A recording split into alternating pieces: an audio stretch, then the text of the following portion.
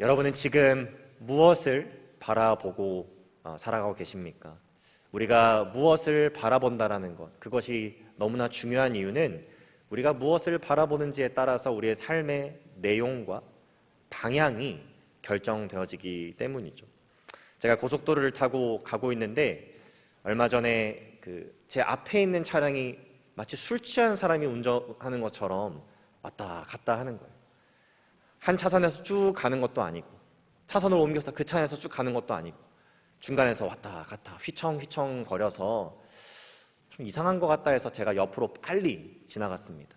그리고 지나가면서 도대체 누가 저렇게 운전을 하고 보니까 앞을 보지 않고 핸드폰을 보면서 계속 운전을 하고 있는 거예요. 미국에서 운전 중 전화기를 사용하다가 부상이 아닌 사망으로 이어지는 사람들이 대략 3천여 명이 넘는다고 합니다. 우리가 봐야 할 것을 보지 않고 보지 말아야 할 것을 보면서 살아갈 때에 그만큼 우리의 인생이 위험해지고 때로는 죽음에까지도 이를 수 있다는 것이죠. 우리 믿음의 사람들도 무엇을 바라보고 살아가는지에 따라서 우리의 영적인 삶의 내용 그리고 방향이 엄청난 차이를 보일 수 있습니다. 특별히 고난 가운데 놓여져 있었던 이 유대교 출신 크리스천들을 대상으로 쓰여진 히브리서의 저자는 우리 믿음의 사람들이 이 땅을 살아가면서 무엇을 궁극적으로 바라봐야 하는지에 대해서 너무나 분명하게 히브리서 12장 2절에서 이렇게 말하고 있습니다. 믿음의 주요 또 온전하게 하시는 이인 예수를 바라보자. 여러분, 왜 히브리서 저자는 이 땅에서 살아가는 이 유대교 출신 크리스천들에게, 더 나아가서 우리 믿음의 사람들에게 예수 그리스도를 바라보면서 살아가야 된다라고 이렇게 권면하고 있는 것일까요? 예수님을 바라보며 살아가는 자와 다른 것을 바라보며 살아가는 자의 삶의 내용과 방향이 너무나도 달라지기 때문입니다. 저는 오늘 본문의 말씀을 우리 성도님들과 함께 묵상하면서 과연 예수님을 바라보는 자들의 삶의 모습은 어떠한 모습인지, 그리고 예수님을 바라보면서 살아가는 자들이 어떠한 복을 누리게 되는지를 함께 깨닫고 또 나누기를 원합니다. 첫 번째로 예수님을 바라보는 자들은 이 고난을 위기가 아닌 하나님께서 기뻐하시는 열매를 맺는 기회로 삼게 된다는 것을 우리가 본문을 통해서 배울 수 있습니다. 오늘 본문은 아니지만 그 바로 직전 히브리서 초반부 12장 내용을 보면 이 히브리서의 저자는 그리스도인들에게 찾아오는 두 가지 종류의 고난에 대해서 이야기했습니다. 첫 번째 고난의 종류는 우리가 예수 그리스도를 믿는 믿음으로 말미암아 얻게 되는 고난, 이 세상이 하나님을 대적하고 또 하나님을 거역하는 이 세상 가운데로 살아가면서 예수님을 믿는 믿음 가운데 진리를 증오하고 또 받아들이지 못하는 사람들로 인해서 받게 되는 핍박에 대해서 히브리서 저자는 언급했습니다. 여러분, 그 고난을 예수님께서도 이 땅에 오셨을 때에 경험하셨죠. 그리고 궁극적으로 그 고난으로 말미암아 십자가에서 모든 물과 피를 쏟으시고 죽음을 맞이하셨습니다. 그런데 우리가 방금 읽었던 히브리서 12장 2절 말씀을 보게 되면 예수님께서 그 앞에 있는 기쁨을 위해 십자가를 참으셨다, 부끄러움을 개의치 아니하셨다, 이렇게 히브리서 저자는 기록하였어요. 여러분, 그 앞에 있는 기쁨이 무엇이었을까요? 바로 부활과 하나님의 아버지 하나님의 우편에 앉으실 영광을 가리키는 것이었습니다. 어떤 분들은 그래서 이러한 말씀을 읽으실 때에 예수님께서 이 땅에서의 고난, 십자가의 고난까지도 견디시고 그것들을 참아내실 수 있었던 이유는 그분께서 이미 부활할 것을 알고 계셨기 때문에, 그리고 하나님의 보좌 우편에 앉아서 영광을 누리실 것을 알고 계셨기 때문에 가능한 것이다. 다시 말해서 우리는 예수님이 아니기 때문에, 우리는 미래의 일에 어떠한 일들이 일어날지를 알지 못하기 때문에 우리는 고난을 견딜 수 없다라고 말씀하시는 분들이 있을 수 있습니다. 여러분들, 성경이 전하고 있는 놀라운 진리가 무엇인지 알고 계신가요?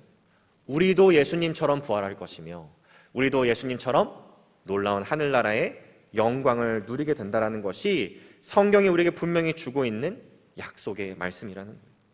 그래서 우리는 이 세상에서 살아가면서 여러 가지 고난과 또 핍박을 경험할 수 있지만, 특별히 예수 그리스도를 믿는 믿음으로 말미암아 고난과 핍박을 경험할 수 있지만, 우리 또한 부활할 것을 소망하고 또 하나님 나라에서 영광을 누릴 것을 기대하면서 이 세상에서의 고난을 또 핍박을 이겨낼 수 있다는 것이죠. 또 두 번째로 언급되고 있는 고난의 종류는 하나님께서 우리를 자녀와 같이 사랑하시기 때문에 주시는 징계의 개념의 고난입니다. 그 내용이 12장 3절부터 11절까지에 나오는데요.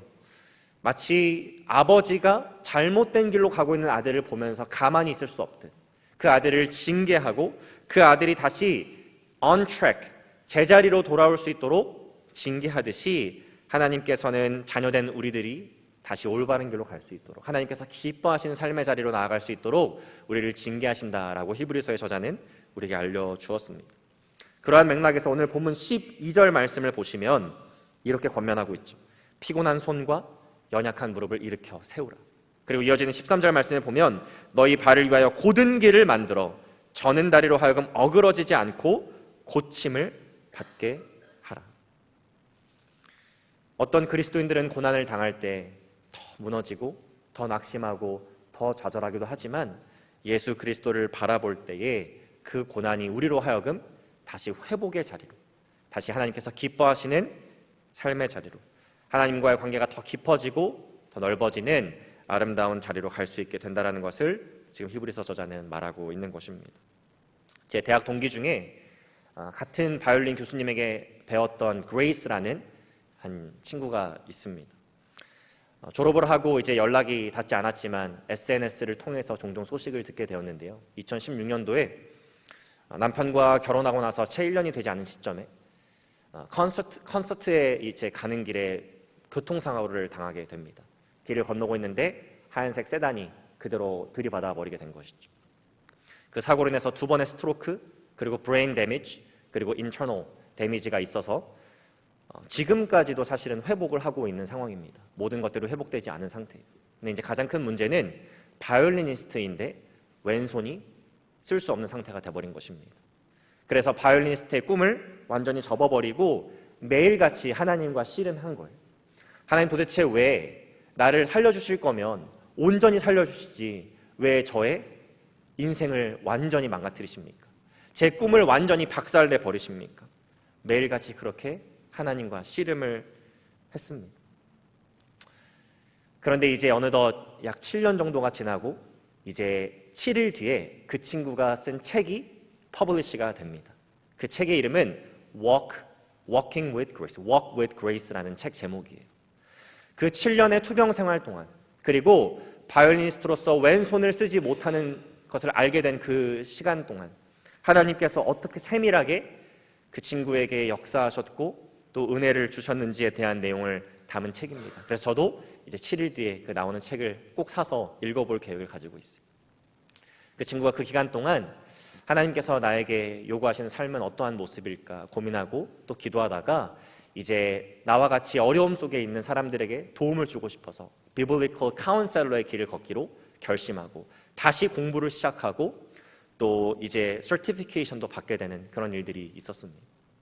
우리가 생각했을 때는 충분히 무너지고 좌절하고 하나님을 원망하고 하나님과 더 멀어질 수 있는 그런 상황 가운데 있는 그런 친구인데 도대체 어떻게 더 하나님을 찾게 되고 궁극적으로 하나님의 은혜를 구하게 되고 또 하나님과의 관계가 더 깊어질 수 있었을까요? 히브리서의 저자는 그것이 바로 예수 그리스도를 바라보는 것의 비결이라고 말하고 있습니다. 예수님께서 부활과 하늘의 영광을 바라보시면서 이 땅에서의 고난을 능히 감당하셨듯이 우리도 썩지 않는 몸으로 부활할 것을 신뢰하면서 또 하나님 나라를 소망하면서 이 땅에서의 고난을 감당할 수 있게 되는 것이죠.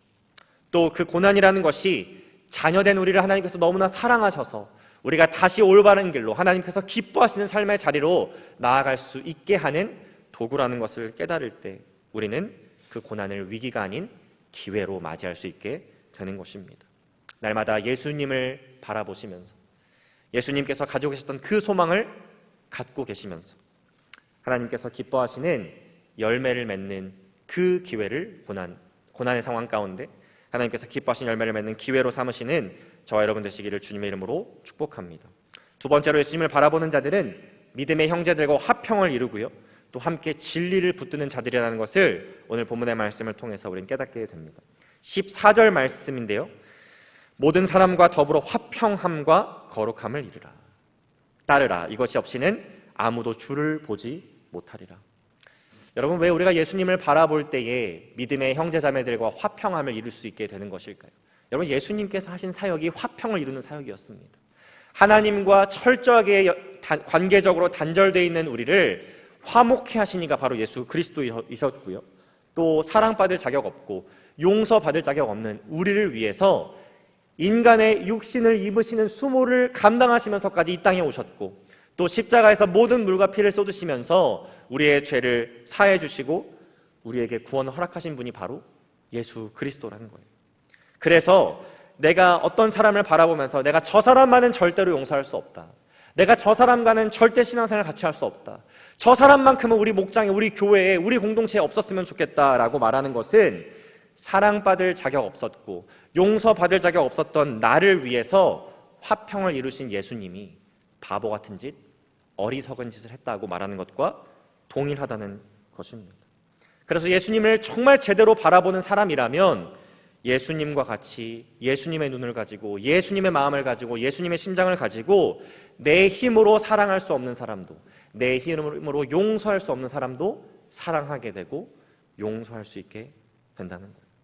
또 15절 말씀을 보시면 히브리서 저자는 하나님의 은혜에 이르지 못하는 자가 없도록 해야 되고, 또 쓴 뿌리가 나서 괴롭게 하여 많은 이들이 더럽게 되지 않게 하라고 지금 권면하고 있습니다.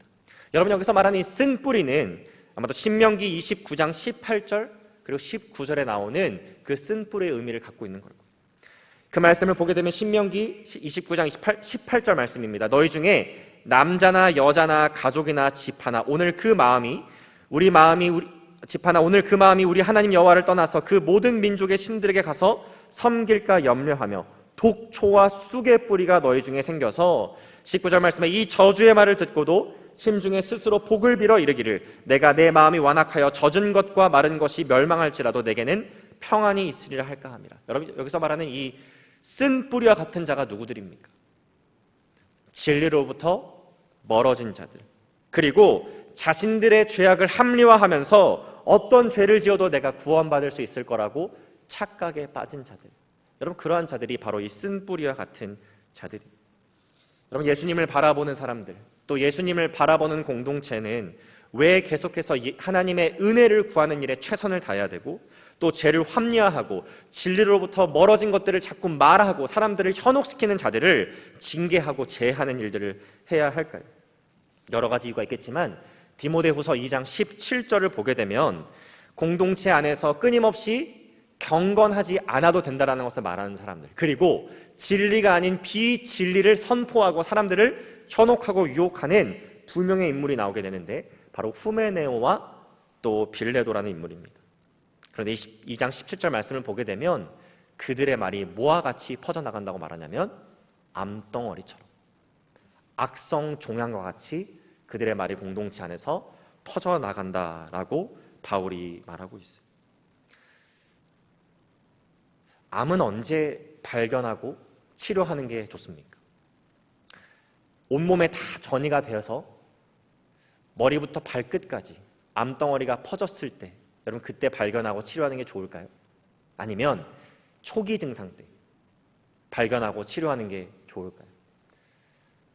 너무 쉬운 답변이라서 대답할 가치를 못 느끼시는 그런 질문일 거라고 생각을 합니다.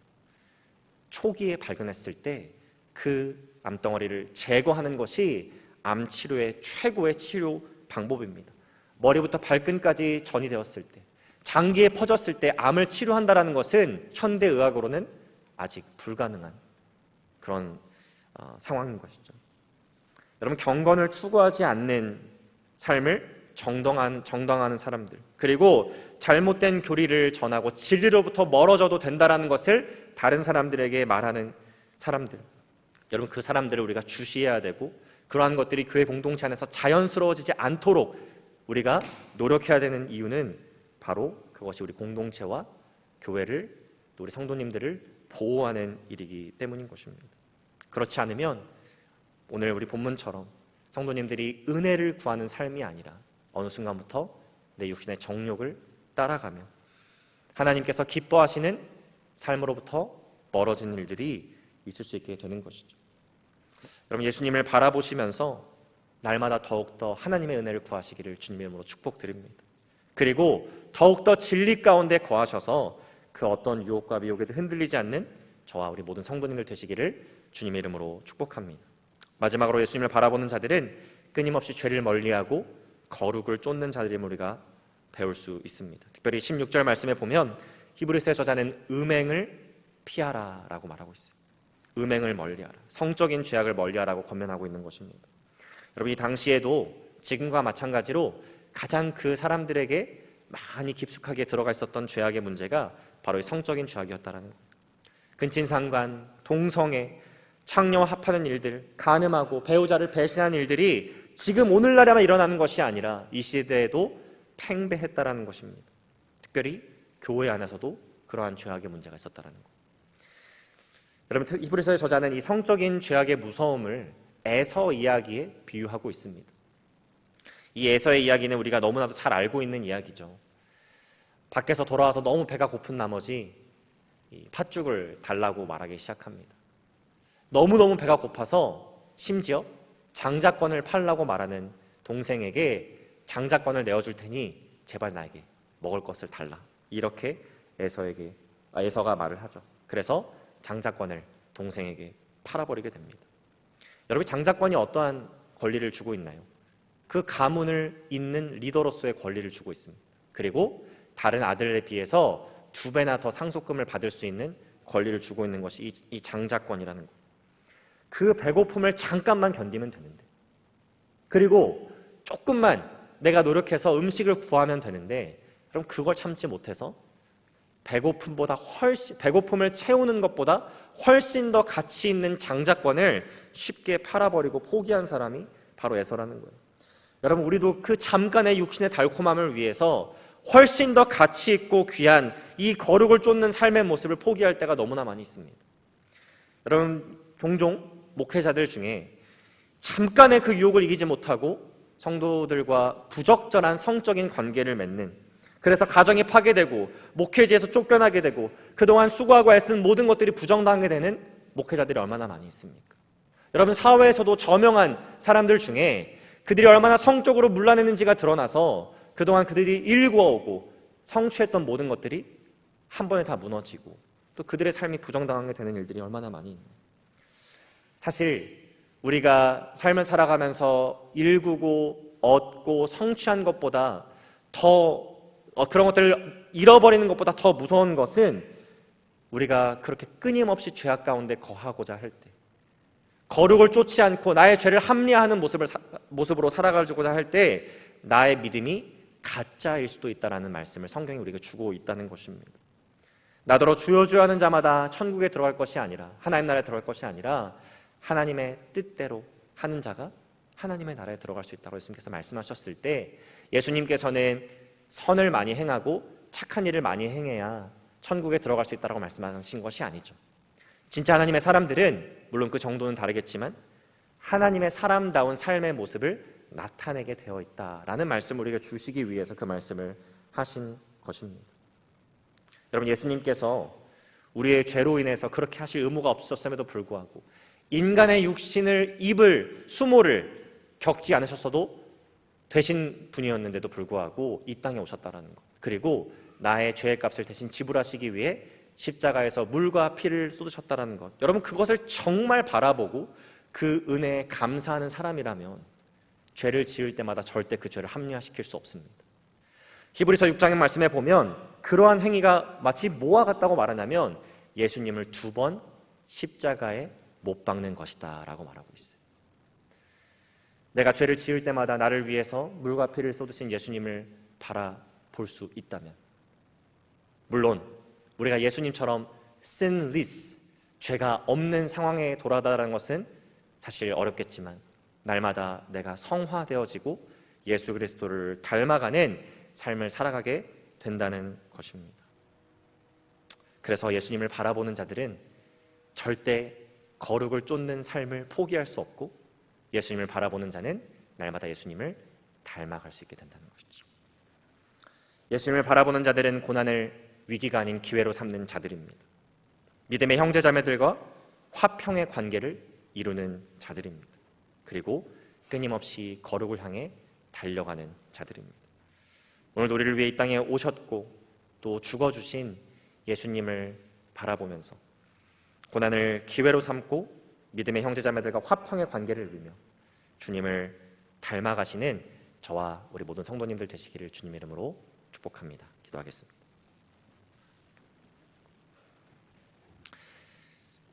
사랑의 주님, 우리가 바라봐야 할 분이 예수님임에도 불구하고 우리는 자꾸 다른 것들의 시선이 빼앗겨 하나님께서 기뻐하시는 성도로서의 삶을 살아가지 못할 때가 많이 있음을 주님 이 시간 겸손히 또 겸허하게 고백합니다. 하나님, 우리가 이 땅에서의 인생을 살아가며 주님 부르신 그날까지 예수님만 바라보고 살아가게 하여 주옵소서. 그래서 우리에게 찾아오는 고난들을 오히려 위기가 아닌 기회로 삼고 또 믿음의 형제자매들과 온전한 화평을 이루며 주님을 날마다 닮아가는 그 귀하고 복된 삶을 우리가 살아갈 수 있도록 주님께서 은혜를 베풀어 주옵소서. 감사드리며 예수 그리스도 이름으로 기도합니다.